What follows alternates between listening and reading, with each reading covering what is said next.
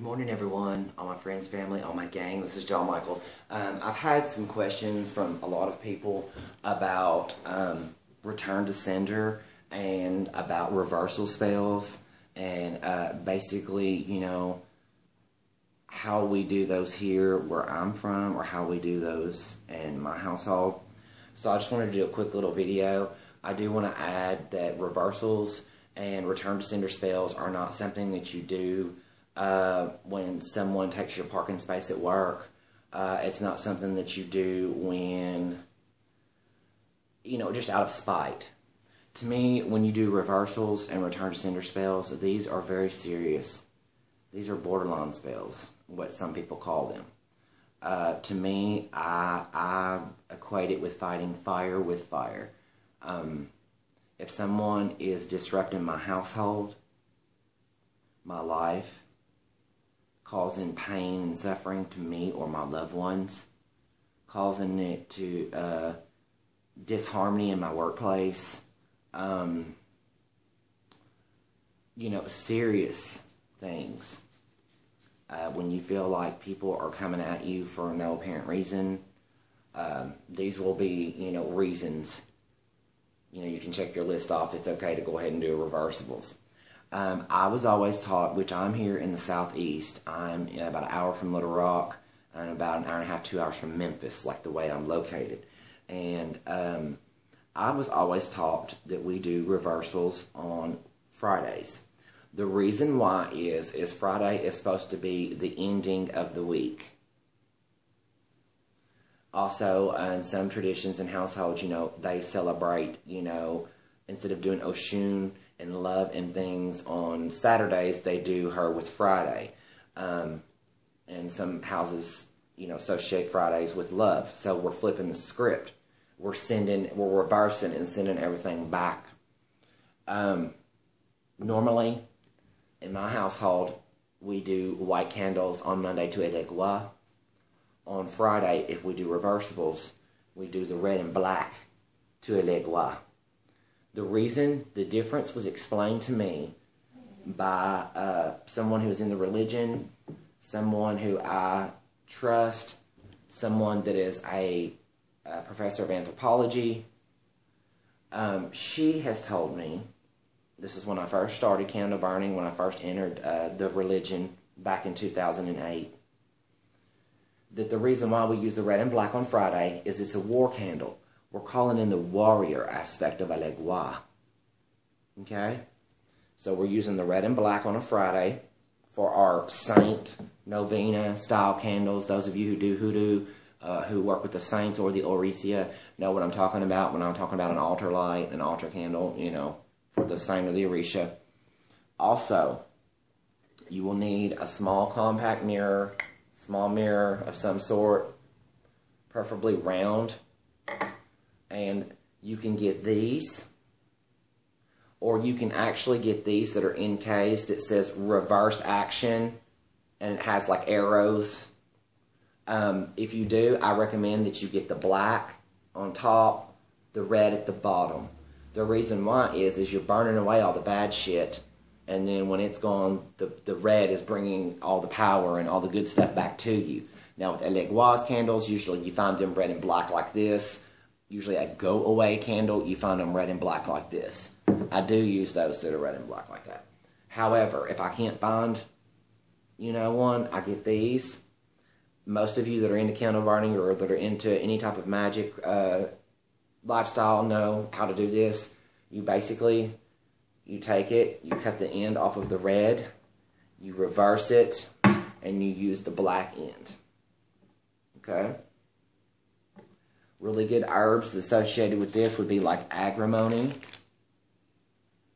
which, you know, washes you clean and sends things back to where they were sent. Like if people are sending like evil intentions your way, or they're constantly talking bad about you, or trying to make trouble for you, then it's going to send all that. I'm rubber, you're glue. It's going to take all of it and send it back to them. Dragon's blood. I like to use dragon's blood oil because dragon's blood oil, of course, is for removing unfavorable negative situations. It is for cutting through evil. It's protection from enemies. It's also really good. Dragon's blood is usually used for a long-standing crossed condition. So when you have a long-standing situation with an enemy, or you're crossed up in the middle of something bad, dragon's blood would be a very good thing for you to use in order to help cut, the cord on that. And of course, I've got the Kim brand dragon's blood cones that I like to use. I do have the dragon's blood resin, but the charcoal discs tend to smoke and get really, really hot, and it smokes my home up a little bit too much sometimes. So I prefer to use the granular incense when I'm doing rituals outdoors, versus doing them indoors. Let me see here, guys. This is another really good candle to use in conjunction, say we're doing élégoire, with the reversible. We would dress the candle. We would want to dress the black away from us and then pull the reds toward us. So we would do it two different ways, you see. You can even dress this with a oil like come to me, or good things to come to me with this one. And then, let's say like Satan be gone, run devil run, dragon's blood, uncrossing, reversible oil. You would do that and reverse it out. You can score my enemies if you don't know the name in backwards writing on the black part. You can even take eyeliner pencil and write in your mirror like in a spiral pattern, to where it, downward spiral effect or upward spiral effect. Really good right here. Very cost effective. I will say that when you're using these type of candles, affix it by burning this in just a tiny bit, affixing it to the mirror so it doesn't, risk a fire hazard by tumping over. I always put these in a baking sheet or put them in my shower or whatever so that I can be sure that if I leave this going that I don't have a disaster. Normally these two get set with my élégoire, which rest at the front door. I usually set those over there with him. However, if you have other deities that you want to work with for reversals, these are some good ones. We have, of course, of élégoire, Oya, which I use the rainbow for her. Oya is a really good one for reversals since she is the wind. She can blow back all the stuff that's coming to you. She's really good at working against people that are sending you witchcraft. She's really good at empowering your spells. Oya is very fierce and to be feared. She gives us the power and ability when we feel like that we can't go no more. She picks us up and pushes us forward. Her sword of injustice cuts through enemies, cuts through stagnation, and clears the way. Okay, I really like Oya because she has that compassionate mother in her, but then she's also like, okay, that's enough crying, let's get up and let's proceed and go on. So Oya is a really good one when you're trying to get all of the crap out of the way. Okay, Shango, which I have Santa Barbara, as you know, is we represent for Shango. Shango would be a really good one for if you're having problems with enemies, if you're having problems with people coming at you, trying to steal your joy. Shango represents, the wrath of God. He is heard through when the thunder rolls across the sky. We picture Shango as a beautiful, godly, type person on horseback. He's a charmer. He's kind of a ladies' man. But however, don't get Shango wrong. Shango is very fierce. He rules over the fire, the thunder. He is, kind of like God's wrath, almost God's judgment. So if you want to move that along, you can use Shango. Babalu Aye,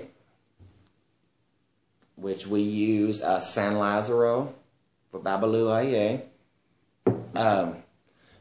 Back in the old times, way back in Africa, the cult of Babalu Aye was actually forbidden there for a long, long time because there was, so I have been read and so I've been told both. This is not something I know to be complete fact. This is just kind of like history.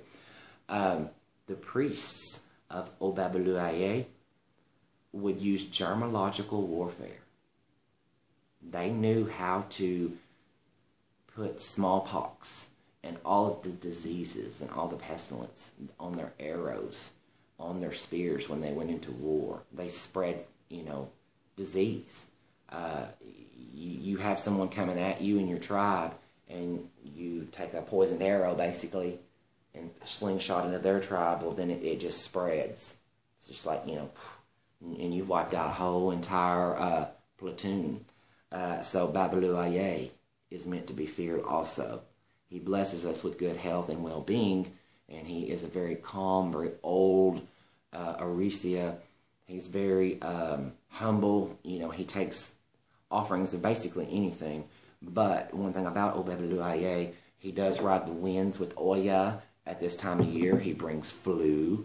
He brings shingles, all kinds of, illnesses. So that's one thing that you could use right here is Babalu Aye to keep yourself protected from any type of illness, any germological warfare, or, if you're having, problems to that severe of a level. I mean, I'm not endorsing and telling you to go do that, but what I'm saying is these are just general ideas and general ways of doing reversibles and incorporating some of the that dysphoria into it.